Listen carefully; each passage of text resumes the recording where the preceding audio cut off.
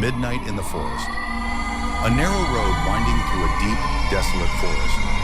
The darkness of the night was pierced only by the moonlight. Elif and Kerem were driving home from dinner. This lonely road with no signs of civilization around would soon become the stage for a nightmare they could never have imagined. Kerem was at the wheel. Elif, there's barely any signal on this road. I hope we don't have any problems, he said. Elif, gazing outside, was lost in the dark scenery reflected in the window. Don't worry, we'll hit the main road soon, she replied. But fate had already rewritten their plans. Suddenly, the car jolted and the engine sputtered before dying completely. Kerem tried pulling the car to the side, but it was no use. The engine was completely dead. In this forest where cell phones had no reception, the couple exchanged helpless glances. Kerem stepped out and popped the hood to inspect the engine, while Elif waited anxiously inside. After a while, Kerem gave up. I can't fix it, he said. I think we'll have to walk to find help. Elif protested. Kerem, let's just wait here. Someone will pass by in the morning and help us.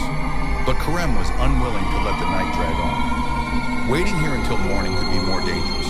Maybe there's a house or a phone a few kilometers ahead. They decided to walk together. Armed with a flashlight and light jackets, they started making their way through the cold forest. Each step was accompanied by the crackling of branches and mysterious sounds emerging from the darkness, increasing their unease.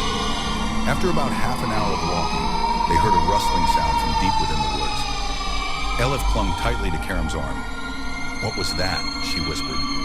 Kerem looked in the direction of the sound but saw nothing.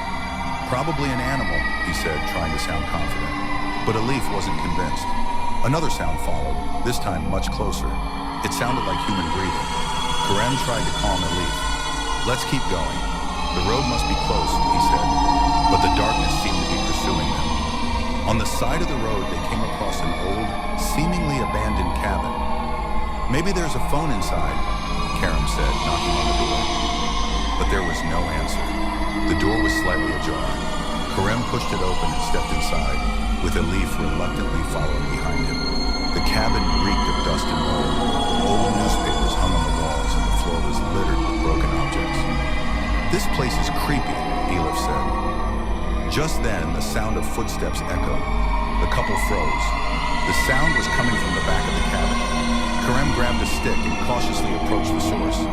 An old, eerie man emerged from the back room. What are you doing here? He asked in a raspy voice. His face was obscured in the shadows, but his hands were bloody.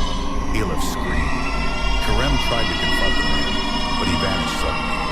Chasing after him, they found a deep pit behind the cabin. Inside were dozens of old clothes and personal belongings, some of them still bloodstained. Elif was too terrified to move. Kerem, we need to leave now, she pleaded, but the forest darkness was growing thicker.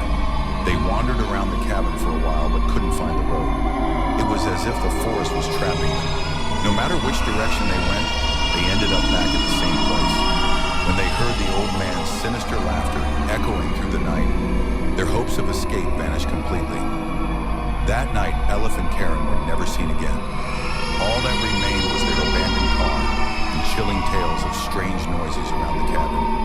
Sometimes roads disappear, and sometimes people do too. But those pulled into the darkness never return.